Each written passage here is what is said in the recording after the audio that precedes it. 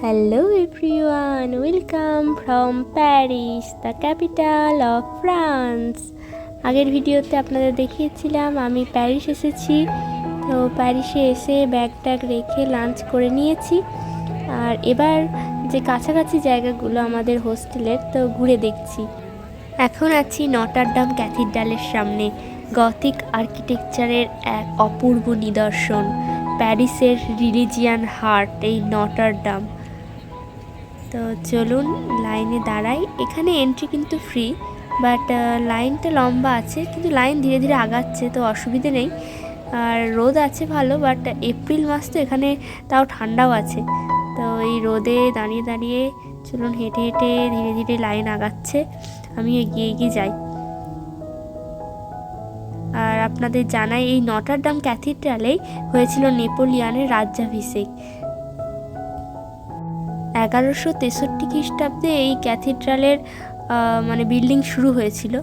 আর 180 বছর লেগেছিল এই ক্যাথিড্রালটা এত সুন্দর, যে আর্কিটেকচারে মোড়া, কত সুন্দর কারুকার্য। তো সব দিয়ে এটাকে বানাতে 180টা বছর লেগে গিয়েছিল।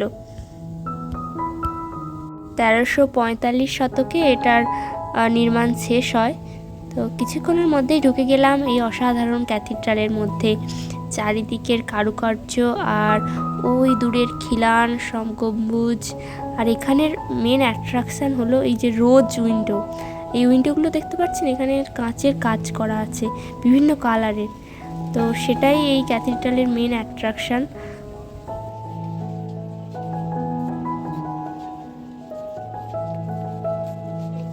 2019 সালে এই ক্যাথিড্রালটা কিন্তু পুড়ে গিয়েছিল আগুনে, কারণ এখানে সমস্ত কিছু কাঠ দিয়ে তৈরি।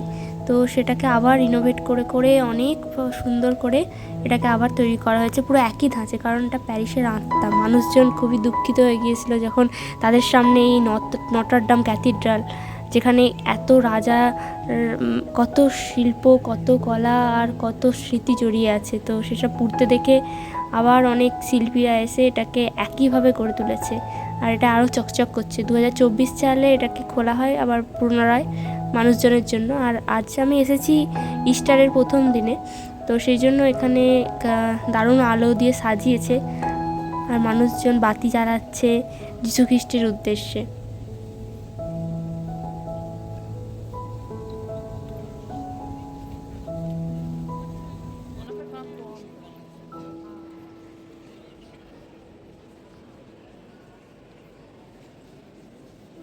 এখানে আছে কনফেশন রুম। এখানে যদি আপনি কোনো ভুল করে থাকেন, আপনি সেটা স্বীকার করতে চান, আপনি পোপের কাছে এসে স্বীকার করতে পারেন।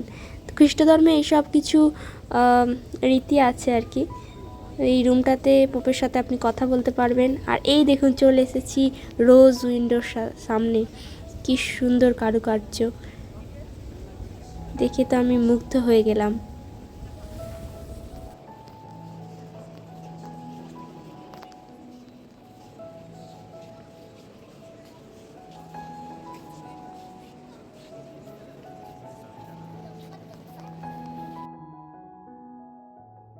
এই ক্যাথিড্রালের মধ্যেই ফ্রেঞ্চের সব বড় বড় রাজাদের রাজ্যাভিষেক হয়েছে, কত বিবাহ হয়েছে। আর এখানেই জ্বলে উঠেছিল ফরাসি বিপ্লবের আগুন। কত স্মৃতি বিজড়িত এই স্থান।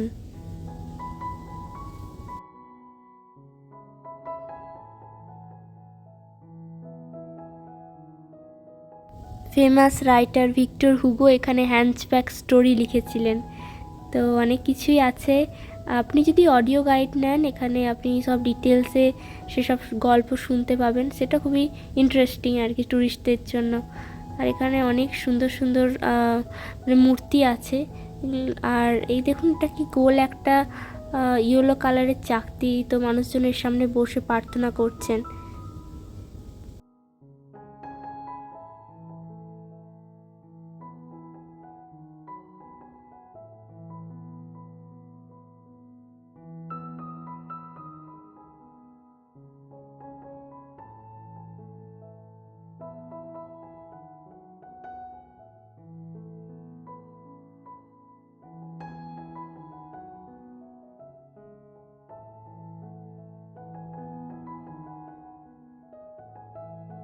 মোটামুটি পুরো চার্চটায় আপনাদের ঘুরিয়ে দেখিয়ে দিলাম। আমিও অনেক কিছু জানতে পারলাম এখানে এসে। আর অনেক ট্যুরিস্ট এসেছে, শুধু খ্রিস্ট ধর্মের মানুষরাই নয়, বিভিন্ন ধর্মের মানুষের মিলন ক্ষেত্র। এই ক্যাথিড্রালের মেন বৈশিষ্ট্যই হলো এই যে রোজ উইন্ডো দেখতে পাচ্ছেন, আর দুটো টাওয়ার আছে। মানে যখন ঢুকছিলাম আপনাদের দেখিয়েছিলাম বাইরে থেকে, যেখানে দুটো বড় বড় স্তম্ভ এই ক্যাথিড্রালের, মানে 69 মিটার করে হাইট। এই ক্যাথিড্রালটা প্যারিসের জীবন বলতে পারেন। ক্যাথিড্রালটা ঘুরে নিলাম, এইবার বেরিয়েছি রাস্তা দিয়ে, একটু হেঁটে হেঁটে যাই। সন্ধে হয়ে যাচ্ছে, এখন 7টা বেজে গেছে, বাট ইউরোপে জেনারেলি সন্ধে, মানে এই গ্রীষ্মকালের সময় সন্ধে হতে দেরি হয়। আর রেস্টুরেন্টটা দেখলেন কি সুন্দর সাজিয়েছে ফুল দিয়ে, মানুষজন ডিনার করতে বসে গেছে। তো আমরাও হেঁটে হেঁটে যাচ্ছি এই প্যারিস শহরের রাস্তা দিয়ে। কালকে ভালোভাবে জায়গাগুলো আরও ঘুরবো। আর প্যারিস শহরের প্রতিটা গলিতেই যেন আপনি সুন্দর শিল্প স্থাপত্য দেখতে পাবেন। দেখুন এখানে আর একটা ছোট্ট চার্চ দেখতে পেলাম, আর এখানে দেখলাম প্রেয়ার হচ্ছে। তো চলুন ঢুকে দেখি এখানে কেমন প্রেয়ার হচ্ছে।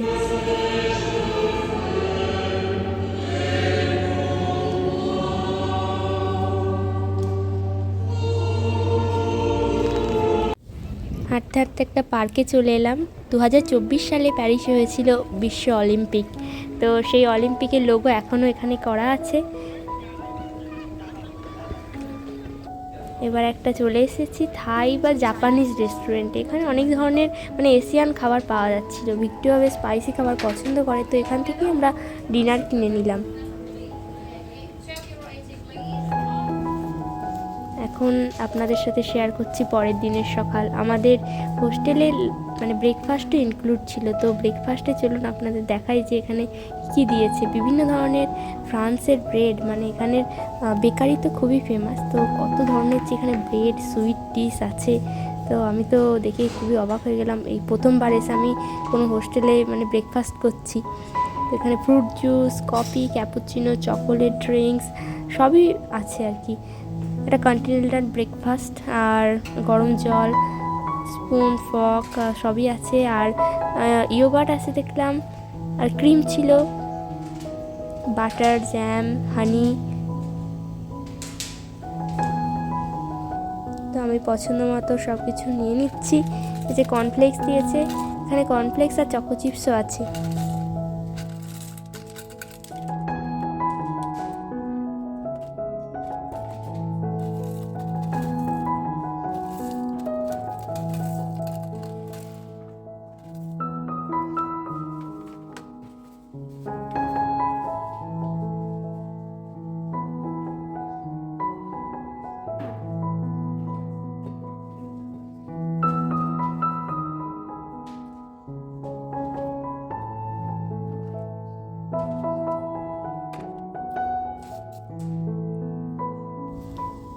ব্রেকফাস্ট সাজিয়ে সব কিছু নিয়ে বসে পড়েছি। এত কিছু খেতে পারবো নাকি জানি না, কিন্তু নিয়ে তো নিলাম। আর খেতে কিন্তু অসাধারণ ছিল ব্রেডগুলো। ফ্রান্সের ব্রেড সত্যি অপূর্ব।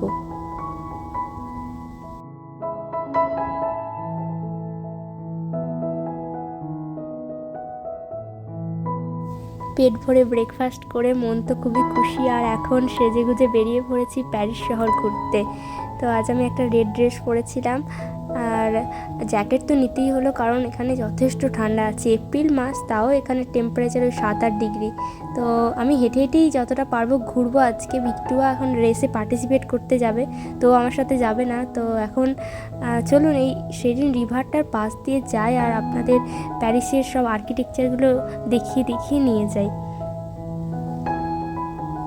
আমাদের হোস্টেল থেকে বেরোতেই দেখলাম এখানে একটা কত বড় একটা সুন্দর বিল্ডিং, সামনে সিংহের আকৃতি করা আছে, আর অসাধারণ সব মধ্যযুগীয় শিল্পকলা।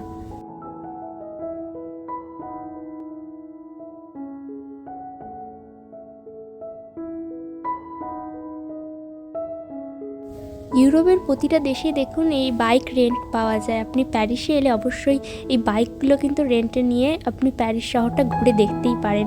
অনেক অল্প খরচায় বেশ সুন্দর রাস্তা দিয়ে ঘুরতে পারেন, কারণ প্যারিসে ওই বাইক চলাচলের জন্য আলাদা করে রাস্তা করা আছে। আর ভোরবেলা, এখন ভোর ঠিক নয়, এখন 9টা বেজে গেছে সকালবেলায়, তো মানুষজন ছুটছে। আর ভিড়টা এখন কম, বেশ স্নিগ্ধ পরিবেশ আর একদম ক্লিন এইসব জল, দূরে সুন্দর সুন্দর আর্কিটেকচার। এই সেরিন রিভার হলো প্যারিসের প্রাণকেন্দ্র। এই রিভারটা প্যারিস হয়ে বয়ে গেছে আর এখন আমরা রাস্তা পার হচ্ছি। এখানে এই বাসগুলো চলছে, এই বাসগুলো আপনারা নিয়ে প্যারিস শহরে ঘুরতে পারেন। আর প্যারিস শহরে তো ওয়েল কানেক্টেড উইথ মেট্রো, আরিয়ার ট্রেন আছে। মানে প্যারিসের বাইরে, মানে জোন 1-এর বাইরে যেতে হলে আপনাকে বলবো যে আরিয়ার ট্রেন নিলে আপনি অনেক তাড়াতাড়ি পৌঁছে যাবেন। তো চলুন আর একটু নদীর কাছে যাই। আর এই ব্যাঙ্কটা, মানে রিভারের যে তীর, সেটাকে মানে ইউনেস্কো থেকে ওয়ার্ল্ড হেরিটেজ সাইট আখ্যা দেওয়া হয়েছে। এটা বিশ্বের অন্যতম একটা শ্রেষ্ঠ স্থান। এখানে মানুষজন ছুটছে, ঘুরছে, আর মানুষজন সন্ধে হলে এখানে বসে বসে এনজয় করেন, গল্প করেন। দারুণ জায়গা। এখন আমরা প্যারিসের সবথেকে ওল্ড ব্রিজ পন্ট নিফিউয়ের নিচে দিয়ে যাচ্ছি। এখানে অনেক মূর্তি আছে, তো সেই ব্রিজের উপর দিয়ে আমরা হেঁটে হেঁটে যাচ্ছি, যেটা 400 বছর আগে তৈরি হয়েছে। আমি তো ভেবেই অবাক হয়ে যাচ্ছি। আর এখান থেকে আইফেল টাওয়ারের অসাধারণ ভিউ পাচ্ছি। এই দেখুন, এই ব্রিজটাতে হেনরি দ্য লুইয়েরও একটা মূর্তি আছে। তো এটা হচ্ছে প্যারিস তথা ফ্রান্সের সবথেকে ওল্ড ব্রিজ। আর এখানে সব কিছুই, মানে প্যারিস সিটিটাকে ধরে রেখেছে এখানে ক্লিনিং ব্যবস্থা। এখানে সব জায়গাতে দেখছি যে ক্লিনিং গাড়ি ঘুরে বেড়াচ্ছে, কোনো জায়গায় কোনো রকম আবর্জনা ফেলা নেই। দূরে আমি আইফেল টাওয়ার দেখতে পাচ্ছি। আর এই রিভারের ব্যাঙ্ক, মানে তীরে একদিকে আছে লুভর মিউজিয়াম, আর ওইদিকে দেখতে পাচ্ছি ইনস্টিটিউট দে ফ্রান্স, ফ্রান্সের সম্মানজনক প্রতিষ্ঠান। তো ওইখানে যারা মানে ফ্রান্সের সব থেকে বিদ্বান ব্যক্তি, তারা ওই সব জায়গায় চান্স পায় আর কি। এখানে বিভিন্ন বিজ্ঞান, সাহিত্য, শিল্প সব ধরনের চর্চাই ওই প্যারিসের একটা একাডেমি আছে, তো ওখানে করা হয় আর কি। তো কথা বলতে বলতে চলে এসেছি আমরা লুভর মিউজিয়ামের গেটের কাছে। এখানে আর্কিটেকচার দেখে আপনারা বুঝতে পারছেন এটা একটা বিশেষ জায়গা।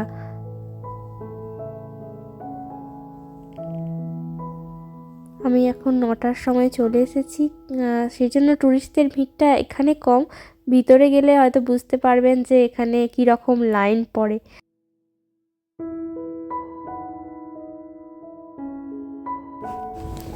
এখন আমরা চলে এসেছি বিশ্বের বৃহত্তম আর্ট মিউজিয়ামে। এটা হলো লুভর মিউজিয়াম, যেখানে আছে ফেমাস মোনালিসার ছবি, লিওনার্দো দা ভিঞ্চির সেই অসাধারণ সৃষ্টি। পিছনে দেখতে পাচ্ছেন ওই পিরামিডের একটা গম্বুজ আকৃতি, তো ওটাই হলো লুভর মিউজিয়ামের প্রবেশ পথ। ওখানে এখন প্রচুর লাইন পড়েছে। 9:30টাতে আমাদের মিউজিয়াম খুলে দেবে। এখানের প্রবেশ মূল্য হলো 22 ইউরো। আর আপনার যদি বয়স 26 বছরের নিচে হয়, আপনার কাছে যদি ইউরোপিয়ান ইউনিয়নের রেসিডেন্ট পারমিট থাকে, তাহলে কিন্তু আপনি এই মিউজিয়ামে ফ্রিতে প্রবেশ করতে পারেন। কিন্তু এখানে যেহেতু প্রচুর ভিড়, তো আপনাকে রিজার্ভেশন টাইম স্লট বুক করে আসতে হবে আর কি। আগে কিন্তু এই জায়গাটা, এগুলো দেখতে পাচ্ছেন এত সুন্দর আর্কিটেকচার, এটা আগে একটা প্রাসাদ ছিল, পরে এখানে মিউজিয়ামে কনভার্ট করা হয়েছে। মানুষজন এখানে এই যে গম্বুজটার সাথে ছবি তুলছেন। এই চত্বরে হাঁটতেও খুব ভালো লাগছে। আমি টিকিট বুক করার চেষ্টা করেছিলাম 1 সপ্তাহ আগে, কিন্তু সব সোল্ড আউট হয়ে গেছে। তো এইবারে মিউজিয়ামের ভিতরে প্রবেশ করা হবে না, বাট আপনাদের আমি এর ভিতরে কী কী আছে সেগুলো গল্পগুলো বলে দিচ্ছি। এখানে আছে famous picture of Mona Lisa, Leonardo da ভিঞ্চির অসাধারণ সৃষ্টি। এখানে বিভিন্ন সেকশান আছে আর কি, মিশরীয় সেকশান, রোমান সেকশান, আর মানে ইটালিয়ান বা বলতে পারেন যে ইসলামিক বিভিন্ন আর্ট। তো দেশ বিদেশের সব বিখ্যাত আর্ট এর মধ্যেই আছে।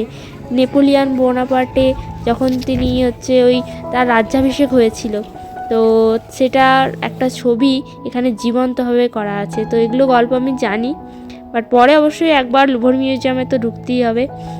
এখন এই জায়গাটাতে আমি হেঁটে হেঁটে কিছু ছবি তুলে নিই। জায়গাটা এতটাই সুন্দর, এখানে অসাধারণ সব ছবি উঠছে।